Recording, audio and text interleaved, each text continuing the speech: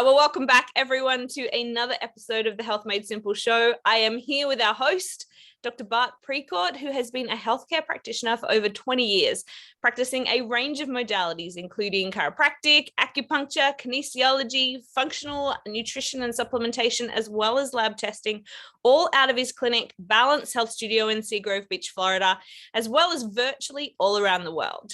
So he's also the founder of the Health Edge program, which is a cutting-edge health program for entrepreneurs and executives wanting to take their health to the next level. He has worked with athletes and celebrities all around the world, and tonight is here with us and going to kick us off with some clinical insights this week. Yeah, a couple of great clinical insights. And, again, just as I practice, there's certain things that show up that I think that they could be just relative to everyone to hear. And so I'm going to share a couple of those tonight. And then, well, in one of these, even though it's not like this awesome story, it's again a good clinical insight for us to just kind of be privy to. So let me start.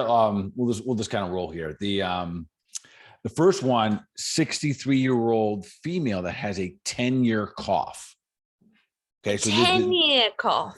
Yeah. Like all day or just in the morning? No, it's almost like a clearing of her throat. And I would say I was with her 45 times. It probably cleared it 4 times. So maybe once every 10 minutes. Wow, poor thing. 10 years is a long time to be dealing with that. Yeah. Correct. It was interesting. And this isn't the reason I take it back. It was definitely on her intake form. She had some other things, musculoskeletal issues that we were going to tackle as well. Of course, it's something that it is part of her health and massive. Coughing is part of the innate immune system, very much like when our eyes water, our nose run. It's how our body helps eliminate some version of a toxin or unwanted something. So, I started the conversation of just kind of talk 10 years. And then right away, she said, and I've been to every specialist and every doctor. So kind of almost saying, and there's really nothing we can do about it. I'm just living with it. So this is for everyone that is out there that is just living with something that hasn't found an answer. Part of my message is just keep increasing and expanding your team that's looking for you. And you'll understand why I'm saying that in just a moment here. So I'm certainly not a lung specialist or anything like that. I do functional medicine. I'm a chiropractor, acupuncturist, et cetera. So it's not necessarily that I'm a lung specialist that made this unique. So anyways, 10-year cough. We start diving in a little bit and tells me, and I think she even said went by fast. She spent about $50,000 over the 10 years. Trying to find something. Yeah. Lungs, throat, you name it, do everything. Yeah. So, and I felt for her too. She was, and again, sweetest lady. Like she was like, just, when you run into those people and you're just like, I like you. I just like you. They have beautiful energy. Totally. You feel like just as soon as you walk in, I've got an acupuncturist here.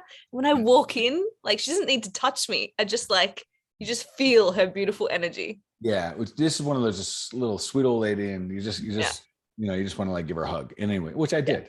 Anyway, so anyways, we had chatting a little bit, and this is the unique part about it. So this is where the relationship between the doctor patient, if you want to call it that, there has to be enough trust here where we can have a good dialogue. When you go into your doctor's office, the history, that interview, that interrogation almost should feel pretty intense. There should be a lot of questions revolving about a lot of things, because for the doctor to really help you, they have to somehow try to figure out, how am I going to know this person in the next 40, 50, 60 minutes? If there's 4 or 5 minutes, forget about it. There's really no chance they're going to know you, but they might know your symptom and put you in the box of other people have that symptom. So cough, she obviously been in the box with many other practitioners who were thinking about the symptoms. So anyways, we started chatting, and I shared with her, I said, really, there's about 3 things that can create a chronic cough. And there's no book on this or anything like that, but this is 25 years of doing this. And I shared with her, she was interested, that right there interests her.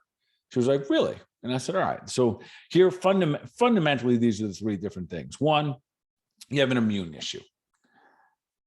And she already ruled this out because she said, I'm not sick. I didn't rule it in or out. I said, you could have an immune issue because that's part of your innate immune system. And that is what a cough is designed to do. It literally kicks out bacteria and just crap, whatever. So that was one. And then, so number two, I told her was trauma. And this is where I just wanted to throw it out there. And I didn't say what kind of trauma. I just threw it out there. And then third, I said, and often what I'll see in these long-standing, tricky, I never can figure there, I don't know how to figure this out. So there's food sensitivities.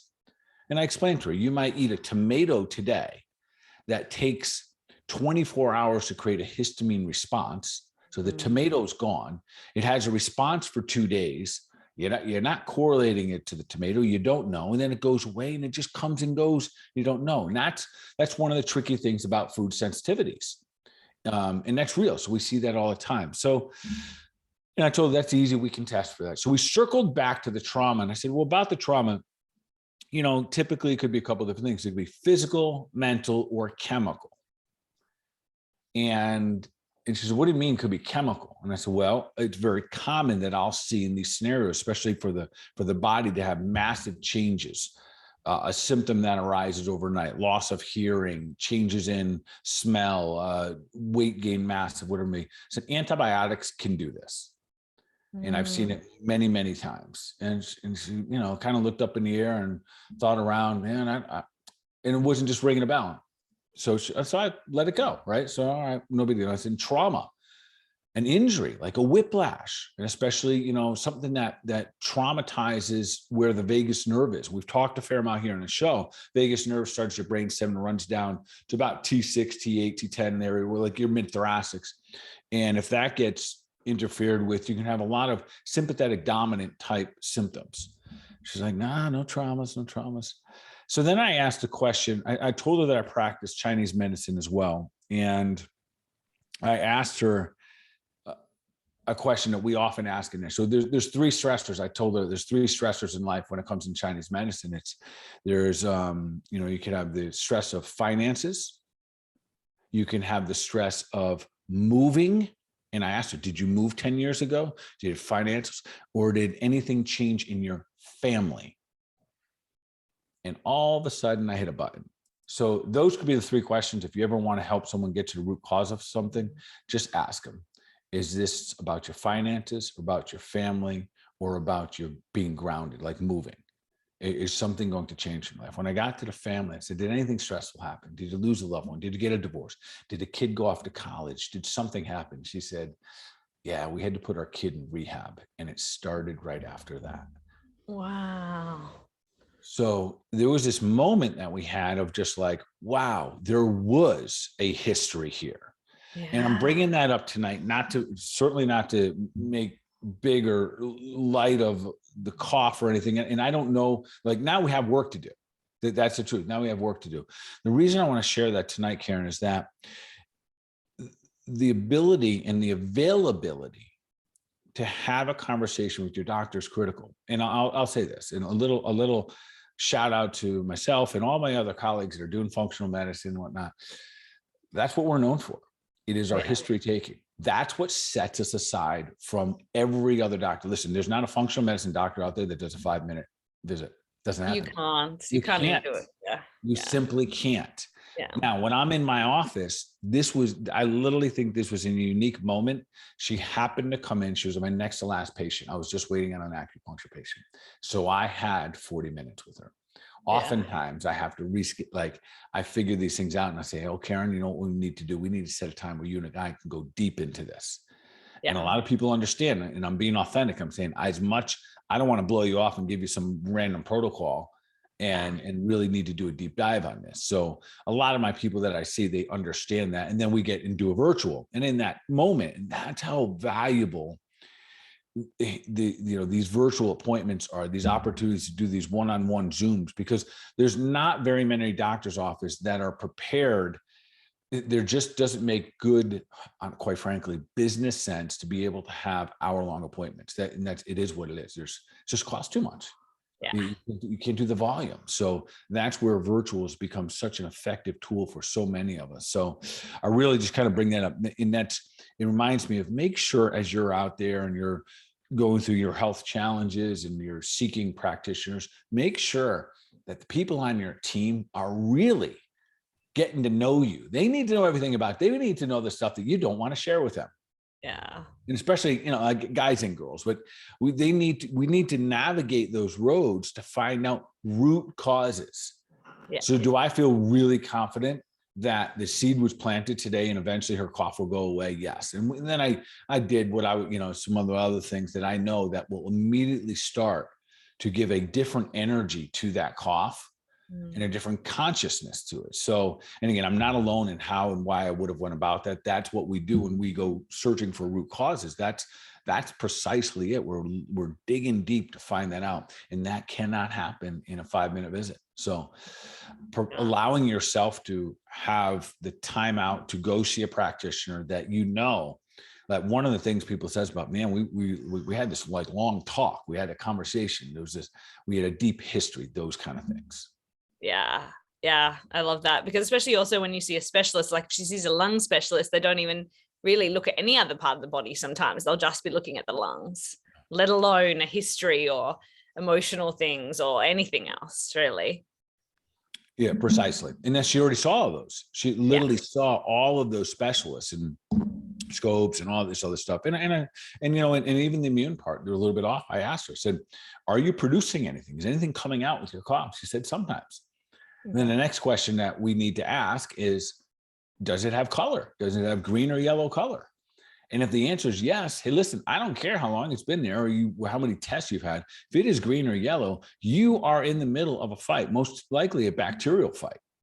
And that is exactly what's taking place. So she was literally still having a low-grade bacterial fight in her lungs. Yeah, wow. So, of course, we gave her some things right away, which she was super jazzed with, to start to, move in the direction of doing some healing. And I think sometimes for any of us, just having some insight of like, maybe there's hope or there's a possibility, not false hope, or not just like, I hope it happens, but like literally, wow, like there's that moment. Yeah. So that was number one. There's somebody working with you on the path to the direction you want to go.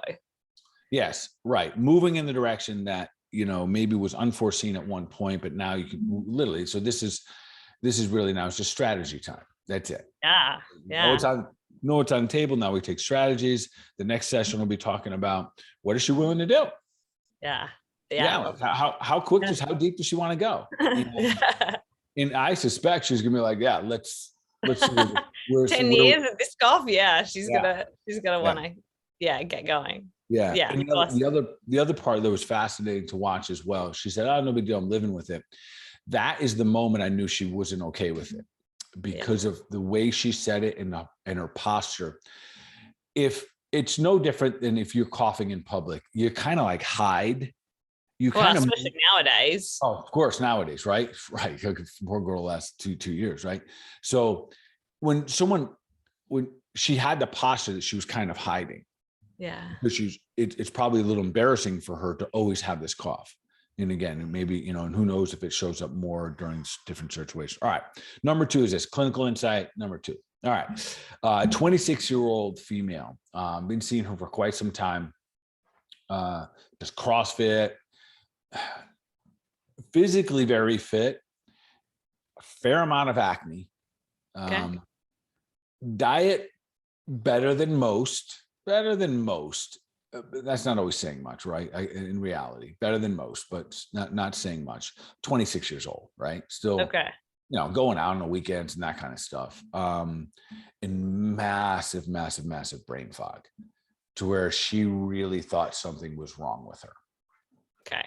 Like, something's wrong with my brain. I'm 26 years old. I can't remember yesterday. That kind of stuff. Couldn't come up with sense anyways.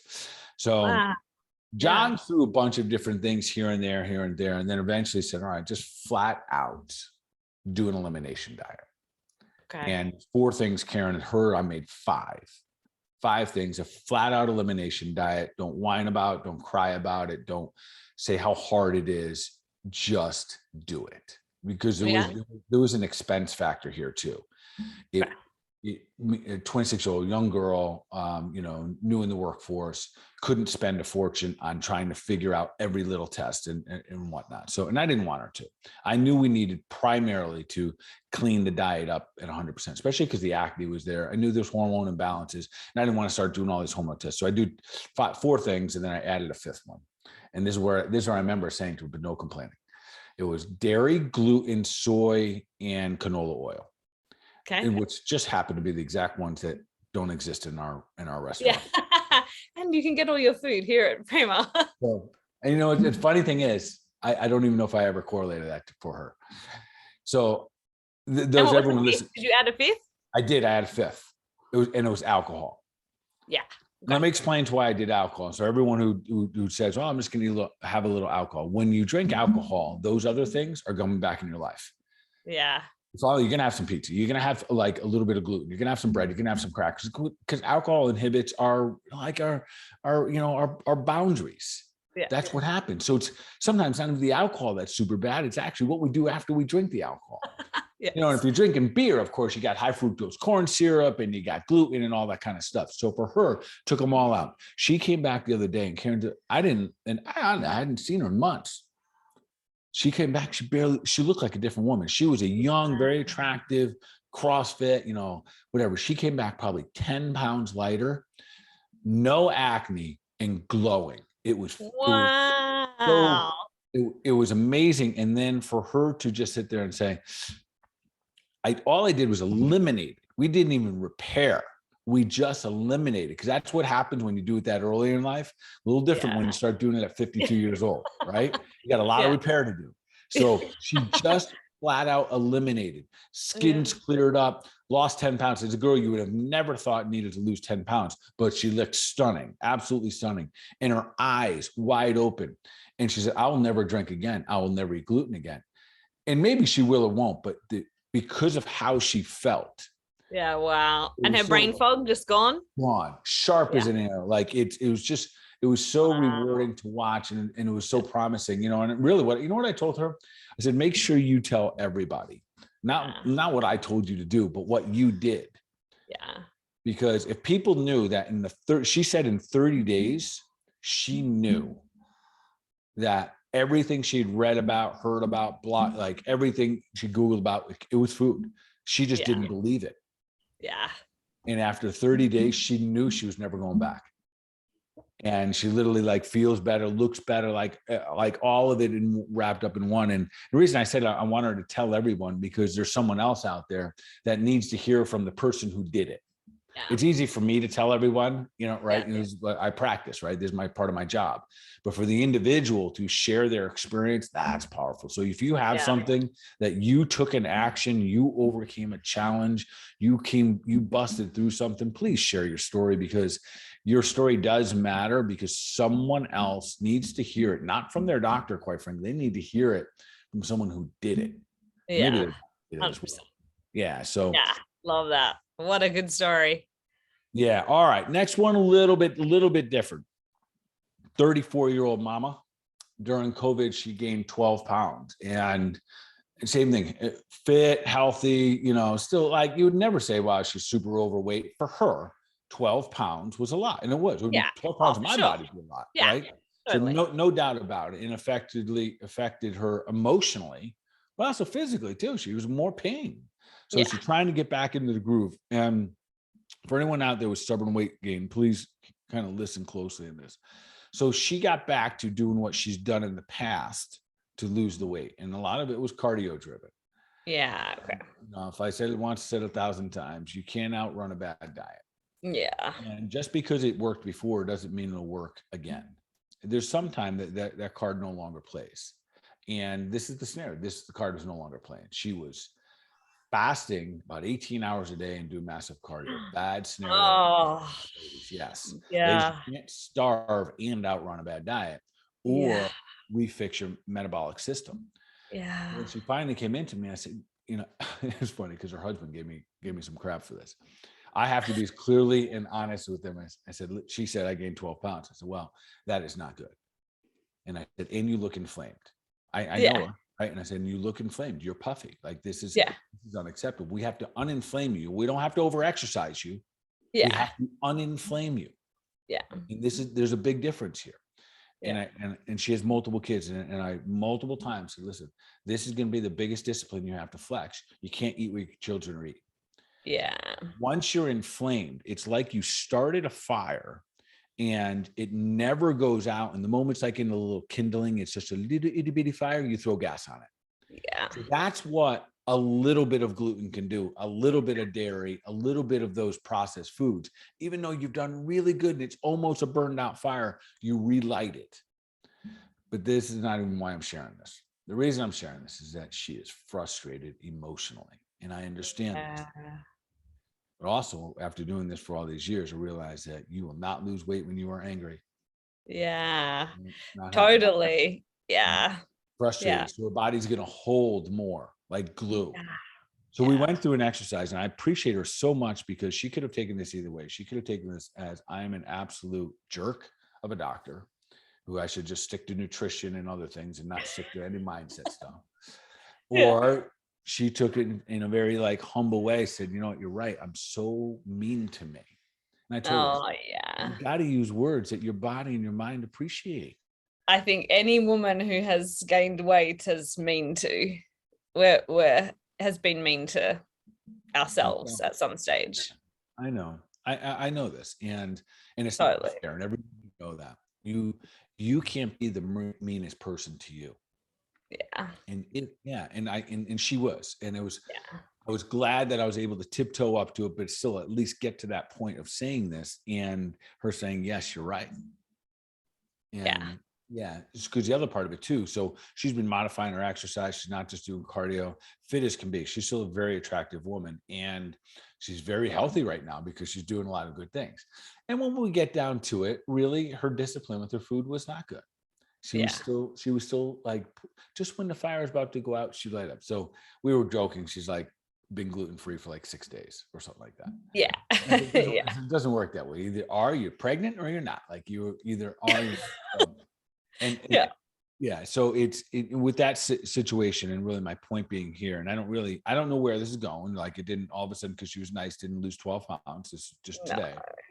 But that acknowledgement, and I appreciate that she was open to hearing that. So if you are beating yourself up, if you look in the mirror and that's stinking thinking voice is like talking to you in a way that you wouldn't let anybody talk to you. Yes. Right. Yeah.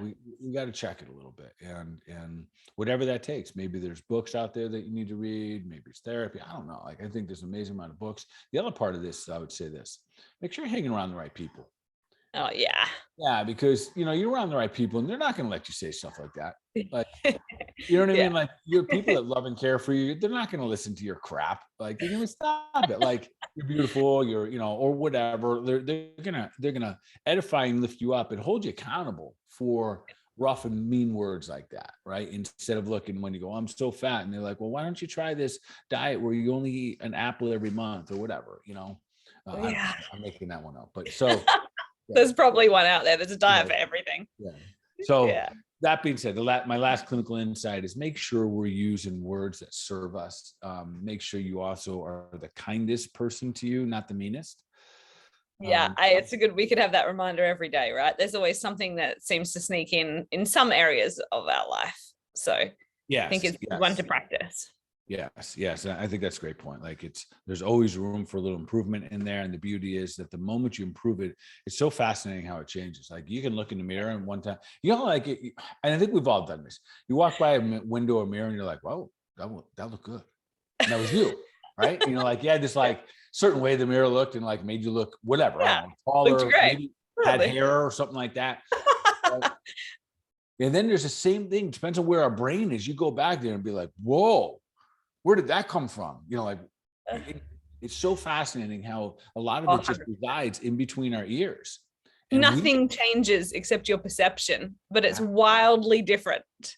Like it could be, I mean, once upon a time, even I would, a long time ago now, but like I would feel good waking up in the morning and then literally step on the scale And depending on what that number said, and regardless, nothing actually changed between before stepping on the scale and after stepping on the scale. Like I didn't lose weight or gain weight or look any different. But in the morning, looking in the mirror, I was just fine, getting on with my day. You step on the scale and your perception of that ruins your whole day. Like nothing's actually changed in your body, but what goes on between your mind makes you look at things completely differently. Yeah. Interesting enough, Karen, in this scenario, my backup plan, if she didn't receive the conversation about the self-talk well, I was then going to ask her not to step on the scale until she saw me again. Yeah. Sometimes it's not helpful. Like sometimes it's great and it's helpful and people, and they can track and it's good. But for certain people, like for me, always then it's not helpful. Yeah. And as a woman, sometimes it goes up and down a little bit. And that's not, it's just not. And that's one of those individual things. I love measurements, and data and stuff like that. And there's moments where enough's enough, especially if it can trigger us. If we recognize it as a trigger, and clearly for you, what you're saying is that it was a trigger. I completely get that. So those are my 3 clinical insights there, and hopefully I love it. some light on people to continue to move their own health in some way toward being superhuman. Yeah. Love it. Awesome. All right. Well, we've had a couple of questions sent in, so let's dive into some of those. Sure. Okay. The first one is, how do we increase testosterone in women? I'm 48 years old, possibly in perimenopause. All right. So the strategies for increasing testosterone for men or women aren't that much different. And why do we want to increase testosterone in women? It's a hormone there's a lot of benefits. So muscle mass, which eventually leads to bone density, brain fog, longevity, libido, healthy skin, motivation. That people forget about, how important hormones are. People with higher levels of testosterone literally get more done. Yeah. Wow. There you go. There's some really cool statistics about, like you're talking about getting shit done, like testosterone for men and for women. Is one of those things that kind of gives us this, I can do this mentality. So I like the idea for us to have balanced, robust, functionally available hormones. So I want to take this in a couple different directions. This is a really important question. Most of the time I see nowadays, people will just come in and be like, oh, my hormone doctor told me that I had no testosterone. And that's not true. There's always a certain level there. And let's just start off with that's not being true. But let's talk about how do we increase it? What do we need to approach? And really, this is again where, and this is important. This will work too. We want to look at how do you move, eat, and think. Let's break it down to that. So movement. Testosterone is very associated to the simple law of supply and demand. If you have a demand where you're using your muscles, your body then signals eventually through a cascade of different events, one of them being, your body sending a message through your adrenal glands and up into your brain. I need some testosterone. I need to be able to keep up here because I'm lifting heavy stuff. I'm having strenuous exercise. So let us not discount one of the ways of just keeping a healthy level, wherever your level is, making sure it doesn't go any lower, is through exercise. And not just the things you're really good at, but probably the things you're uncomfortable at. Okay. And does it have to include some sort of weight bearing muscle building thing? I mean, is cardio the same? Like if you're running, does that increase testosterone or it's no. Okay. In fact, chronic cardio, like I'm doing 5 miles every day, 5 days a week, and just actually can lower it. Okay. Yeah. So we're talking about intentional type of small, isolated situations and movements, not massive amounts, not high quantities of hard movements. Like you pick up a heavy kettlebell. You're maybe literally you're doing a 1 set max of push-ups, something that's physically hard, but it's not over a long duration. So we're not looking to stress the system out, but we're looking to kind of create this surge of hormones. This is for men or women. I love the idea of sprinting. We're doing something. It's funny this question comes up today because I'll often just do something that's really hard at least once a week. And today I did this push-ups and sit-ups as many as I could. Okay. Yeah. So, and just a failure. And how many? I can't tell you. Okay. Yeah, I'll tell you in like a month. Okay. All right. Got it. We'll re-ask. I was not talking to myself when I got done. You needed to listen to this show first and then be kind to yourself. Yes. Okay. Okay. But hard movements, muscle bearing. So we have to move the body. Failure. Yeah. Now let's go to eating for a moment. If we're eating carbohydrates and sugars and things that process easy, they raise our blood sugar easily, things in the high glycemic. Again, we're kind of telling the body, you don't need testosterone. I have a substitute source of energy for you. I'm going to give you sugar. This is real. This is real as it gets. So that's a big part, because that leads to eventually some insulin resistance. And insulin resistance is the biggest killer of testosterone. Okay. As is, just a little side note, sort of like statin drugs and stuff like that, but that's a different conversation. So we got to make sure we're eating right. So getting healthy proteins, specifically amino acids. Okay. All the good essential amino acids we need. So eggs can be very good. Dark meat chocolate, dark meat chicken, red meat, grass-fed beef, a good burger here and there. And a lot of times, Karen, I find my women are eating less of those things. Yeah. Not necessarily just eating more vegetables, but eating more simple carbohydrates. Yeah. And their muscle mass, their body composition starting to change, especially in these critical years, 48 years old, probably either in perimenopause or very close to being in, and then soon to be menopause. All right. With the eating, if you've heard some of my other conversations about testosterone, often I will include intermittent fasting as a way to then kind of provoke the body to release a little growth hormone, exercising while fasting. I love that strategy, but for this individual who's asking this question at 48 years old, we have to be we got to pump the brakes a little bit on the intermittent fasting and the amount of stress we're going to put the body under while it's in perimenopause. It is, I hate saying it this way, but it's essentially a compromised or weaker state to begin with. Yeah. Yeah. So, there's already some stress in the body just from the changes going on. Precisely. There already is. So I don't like this stress approach of the intermittent fasting and prolonged. So even with a lot of the hormetic exercises, things like the hot tanks and the cold, or the cold tanks and the hot sauna, stuff like that, still used sparingly and not to the extremes, especially in perimenopause. All right. So number one, when it comes to maintaining good testosterone levels for men and women, is sleep. Hands down. Oh, yeah. Yes. We make our hormones, especially testosterone, predominantly while we sleep. We have to make sure we get some of the deep sleep. I'm a big advocate of aura measuring, so we know how much deeper REM we're getting instead of phantom sleep. Just lying in a bed is not always sleep.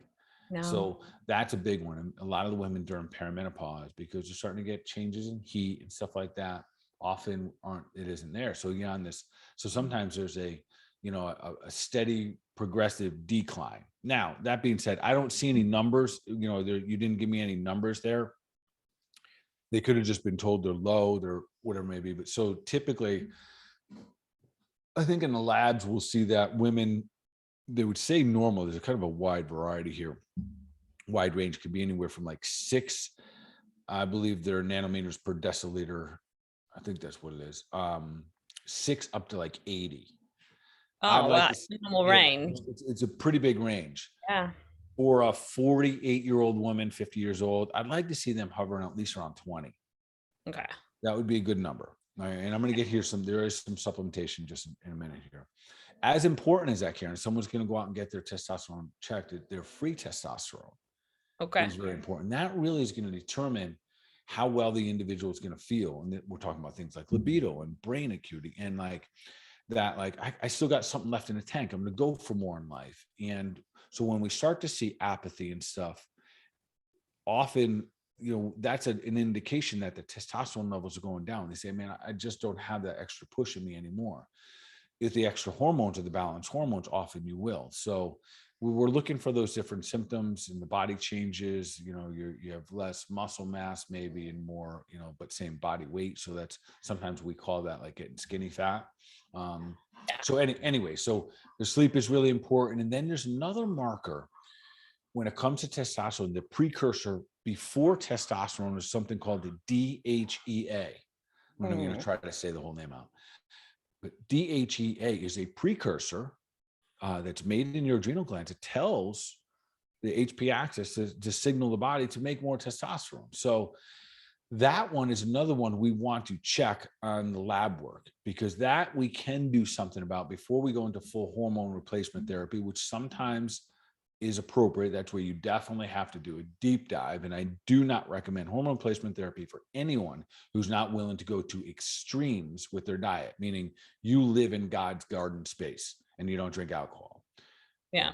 That's kind of my parameters for working with people that are going to do, like the hormone replacement therapy. Anyways, the DHEA, again, a big range here.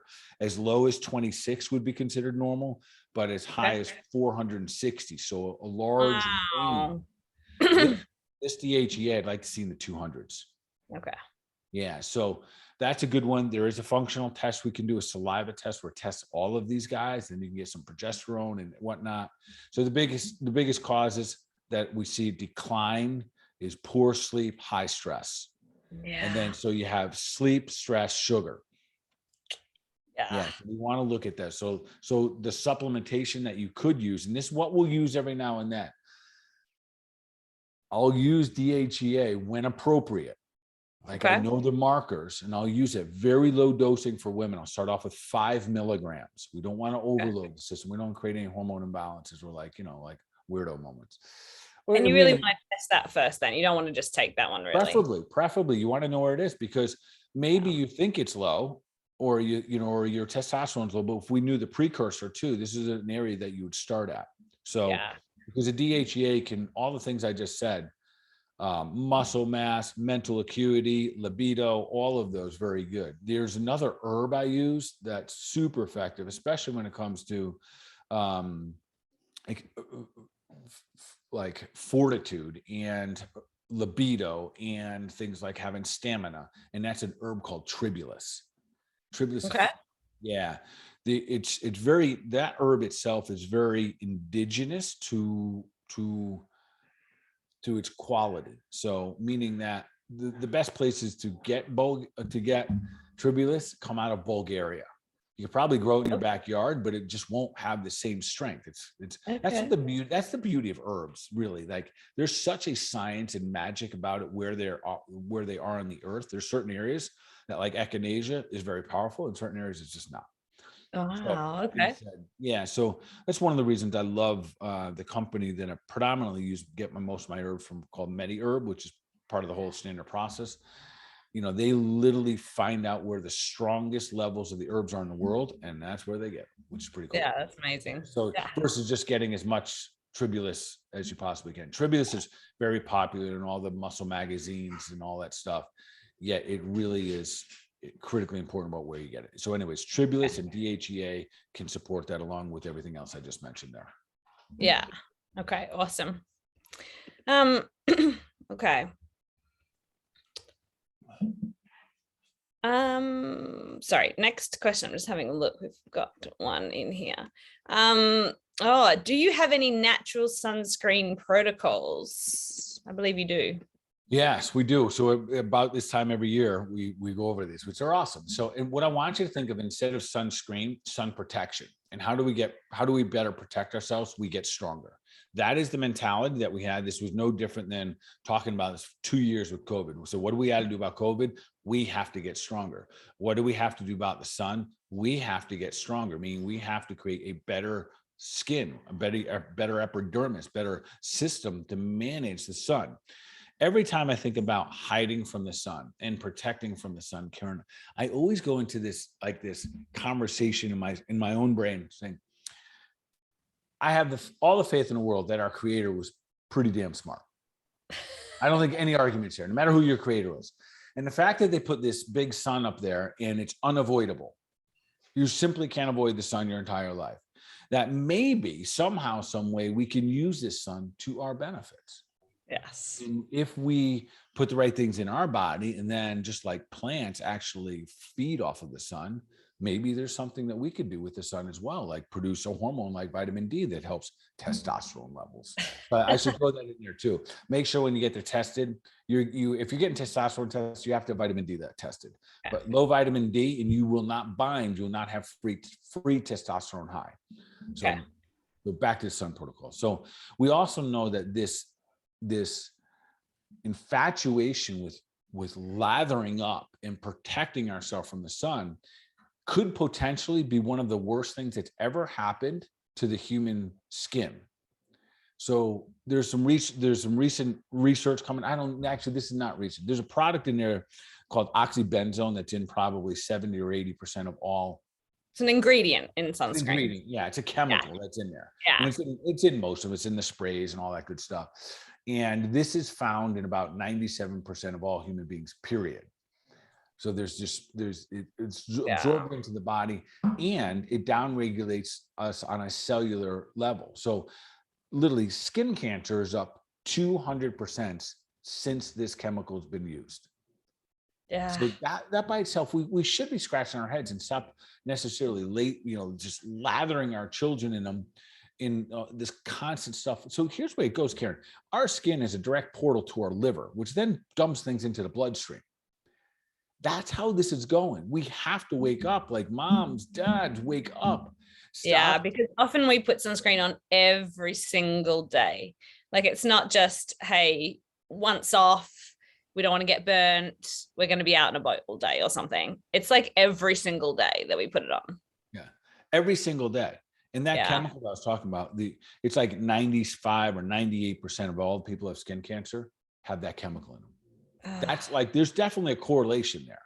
Yeah. So it's time for us to smarten up. So I'll talk. So what do we do? We got to so what do we do? Because we don't want to get burnt either, right?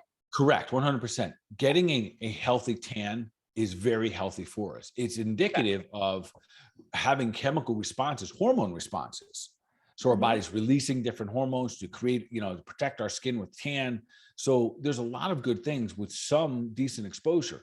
When you're exposed to the sun, of course, you're resetting your circadian rhythm, especially in the morning, but also being wise. Yeah. Like I live at the beach.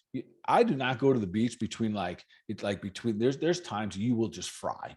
It's like between me too. I live near an Australian beach, and I'm clearly, the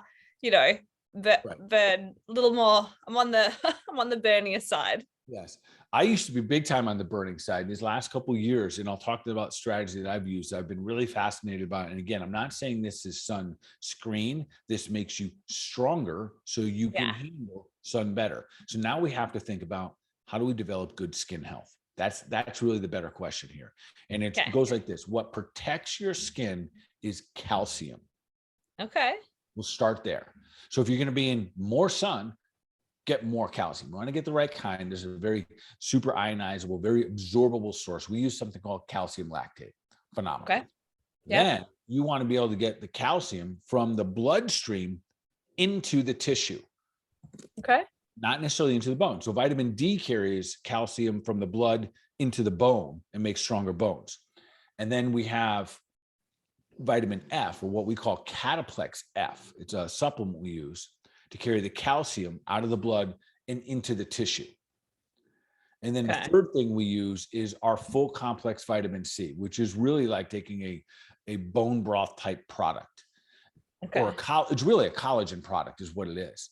And the cataplex C. The cataplex C. Now, of course, it has ascorbic acid, but the true value of vitamin C, its ability to help bind and connect soft tissue. Okay. So that's what we want to do. We want to get our soft tissue to get that collagen to bind, to make it stronger so it doesn't break down and wrinkle. And when is it going to break down? You lose the elasticity because you don't have calcium to protect it. There's no vitamin F to carry the calcium out of the blood and into the tissue. And then there's no vitamin C there to protect it. So when I go out, and again, I'm not saying to go out, lie in the sun for 10 hours at a time when you do this, but I'll go out and I work in the yard constantly. I've been able to carry a tan better for more months of the year. I lose it fast. As soon as the sun goes away, I still lose it fast. And then I got to bump up my vitamin D levels. This is the calcium lactate. I'll give the dosing again. I'm not really supposed to give dosings, but I'm going to give it anyways. And again, it's not for healing anything. This is just to help make you stronger human being. Calcium lactate. This happens every hour. Do 6 calcium lactate, 6 cataplex F, 6 cataplex C. Every hour that you're going to be out in the sun. Yeah, every hour. Okay. Because listen, if we're going to be out there, you got to keep protecting. The moment you get sunburn, that part of the tissue, that part of your skin ran out of calcium. Yeah. That's what sunburn is. Yeah. No longer Yeah. no longer had protecting agent there. Yeah. Wow. So fascinating when that's the real physiology of it. And nobody talks about that. Nobody talks about it because everyone says just add more sunscreen. Add more sunscreen. Everybody. Yes. Like, so, I mean, yeah, here it's just crazy. It's the same mentality that screwed this world up, why we had a pandemic. And we couldn't all agree on what to do, is because we didn't think about getting stronger. We thought about avoiding and running away from this novel virus, which, again, the strong survived, as we knew. People got stronger, did better. Yes. All right.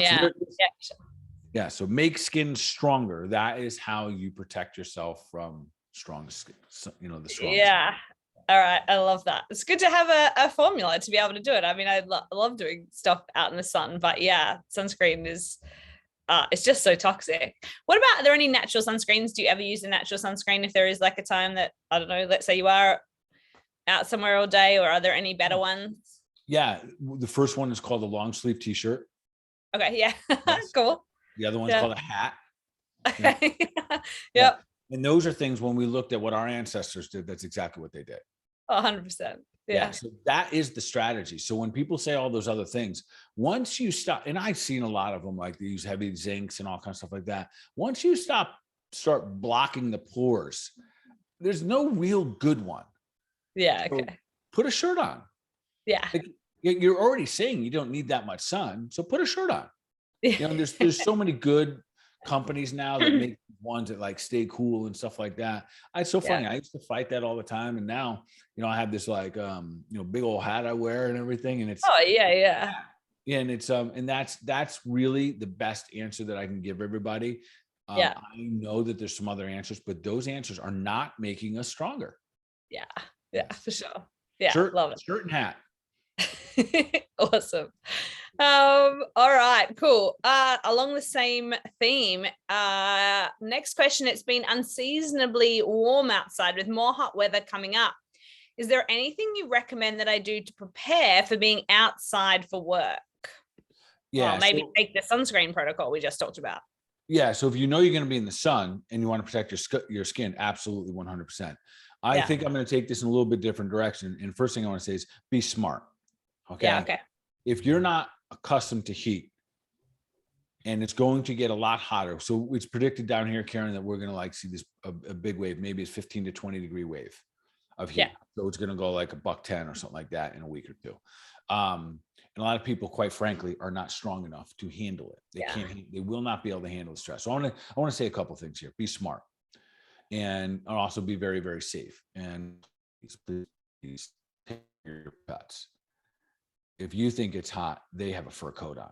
So just please do not bring please. Just, they are not okay inside your car with the air conditioning, like just all the above, like just let them be inside, a nice cool floor, whatever. All right. That being said, there's some of the most important things for a lot of the people that are out here working construction, yard work, you're outside, you're just doing the yard work you love to do. Electrolytes are the name of the game.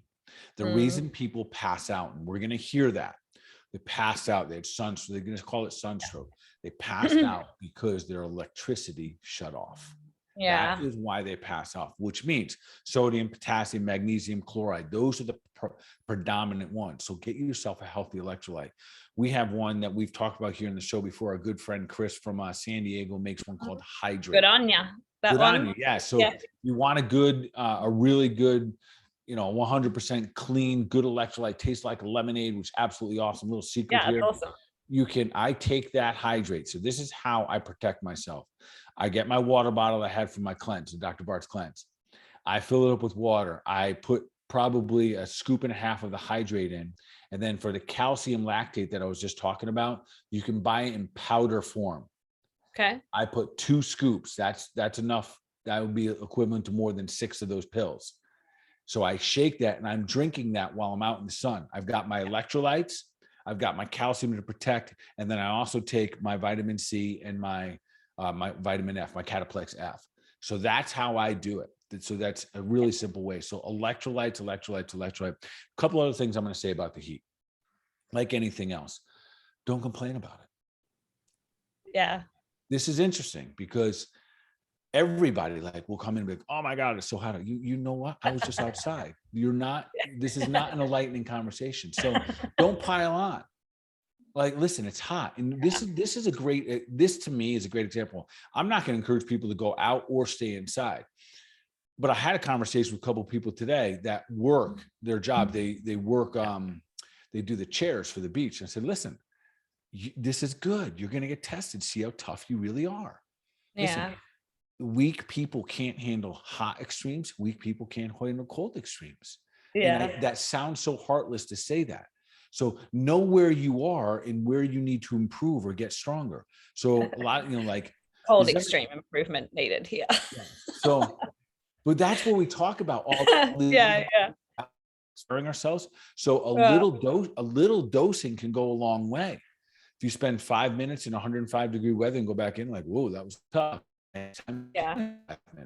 So, be mindful, and then also find out where you are. If you're kind of up there in age, and I get it, and that's where you got to be smart, make good decisions. Don't drive around when it's 110 degrees out in a car and all of a sudden you could potentially lose your air conditioning, right? Because you do need to acclimatize, like you were saying. Like we here in my state have a lot of people that work up north, and in summer working up north can be high of 115, like higher. Right. Like it's really hot, and you work outside, and people don't realize that they do need to ease into it a bit slowly, and also they don't realize they have to keep drinking those electrolytes, because actually they don't feel thirsty sometimes until they're already too dehydrated. Yeah, that's one of the signs of becoming dehydrated, that you don't feel thirsty. You have to keep drinking almost on a timer. Like when I used to take new people up there, I would always especially students, I would make them I'd be like, have you drunk this hour? Have you drunk? Just keep talking to them about it, because you can get dehydrated without realizing it. If you're working out in really extreme temperatures. This is another perfect time for you're outside. You're going to be out there for hours in these extreme weather. Fruits are one of the best electrolytes, like oranges and everything that gives you a little bit of water, and then some electrolytes. So again, be smart. And then I'd also encourage my people that are healthy enough to do it, don't complain about it, and see how you do. See how you do in some hot weather. Maybe it was more of a thing that you brought up in your mind. We're like, oh my God, it's so bad and so hot. And you talked yourself into the situation. Maybe it's different than your air conditioned 68-degree house. Was it really, really that much different than what it was 5 days ago at 15 degrees, cooler or hotter? So be mindful of your energy that you give it. Be mindful of your current state of health. And absolutely, it's electrolytes. The reason people pass out is their electricity turns off. So keep that in mind. Yeah. Awesome. Be mindful. Be mindful, sorry? Of your pets. Oh, yeah. I know. I have a really fluffy black dog. I got to be really careful in summer. Yes, for sure. She loves to go for a swim though and cool off. Okay. Next question. Okay, we've probably got time for one more. Since cleansing with you in January, I often stay away from eggs because they sit heavy in my stomach after I eat them. Do you think this could be a food sensitivity? Yeah, it definitely could be a food sensitivity, and you might have never noticed it before because you might have never been clean. And that's a very common thing. So when we get clean, kind of like the girl who did the elimination diet that I talked about earlier, the clinical insight, after you do something like a cleanse and you really kind of rehabilitate the way that your body works, and now you may have exposed something like eggs. And eggs are up there in terms of foods that people have issues with. I mean, sensitivities is one of them. And you can run a food sensitivity test that can be very effective in this type of environment, where if you're eating clean, again, I'm not a huge advocate of running food sensitivity tests when you don't have a clean diet, meaning you're less than 90% God's garden, because if you have all the junk in there, it's going to kind of manipulate the test a little bit. So you absolutely can. Not necessarily the cleanse didn't cause it, it would expose it. And as a result of that, this is a perfect opportunity. Then you eliminate it out of your diet. And then on one day, kind of have like an egg party. And then you bring a whole bunch of eggs back in Yeah. and you observe, you make an observation. How's my body? And how many is a whole bunch? Like, do you need to eat like 4 or are you eating like? Yeah. Okay. Whatever your normal is, like times 2. Okay, cool. Yeah. So like for me, you know, normally when I eat eggs, I'll eat 4, maybe 5 at a time. So if I was eliminated to find out, I'll maybe do that twice a day. Okay. So I just have an abundance in there. So if I'm going to experience it, it's going to be like big time. Yeah. Okay. Got it. Yeah. So, and that same thing, like if you want to really figure out if you have an issue with gluten, have 30 days off and then eat yourself a whole pizza with a couple cans of beer. You're gonna, there's no one who doesn't. Does anybody not have an issue with that after taking it away for 30 days? Right. I don't know. So, yeah. So but that's it. Guys, try it and see. I would have an issue with that. And then the other thing I would say about the eggs is that there's often association with eggs and maybe some liver stuff that could be tended to. So just a little side note, and this is also one of the reasons that I often test for Epstein-Barr. Eggs can kind of lead to the feeding of some viruses, and that could be the heavy feeling. So often I will kind of refer to eggs as being one of like the world's best foods because it has a full, amino acid profile for protein, and then it has amazing B vitamins, fats, choline, all this wonderful stuff. But if they're not for you, they're not for you. And that's a real important part to understand. The only way that it happens, you get clean, you get yourself rehabbed, and then you figure out what serves you best. So for this individual, this may very well be, you might have always had this egg issue, but your body is so inflamed, you had no idea. Yeah. It is amazing how when you take things out, you almost feel like you are more sensitive to things, but it's just that you didn't notice it before. Yeah. Awesome. All right. Well, we're almost out of time here. They were awesome questions. What's going to be our one action item that our listeners take from this show to move them towards their goal of becoming superhuman? So I'm going to encourage everyone to continue to pick and choose very specifically and very intentionally their health team. Yeah. So be very mindful. Keep trying, right? Like I love that clinical insight we had, I don't know, maybe probably a couple of months ago now, where someone didn't think they could find someone in their area and just kept looking, you got to keep, sometimes it's hard to find that team. Yes. And that you got to keep searching. They're out there. There are so many amazing men and women out there right now that are practicing functional medicine and doing really, really good things and getting really well educated. And so make sure that you find a team that's suitable to you and know in advance, who would you lean on? Where would you even start? Because then often they will have, if you need more team members, they will probably have people that they can recommend and refer for you.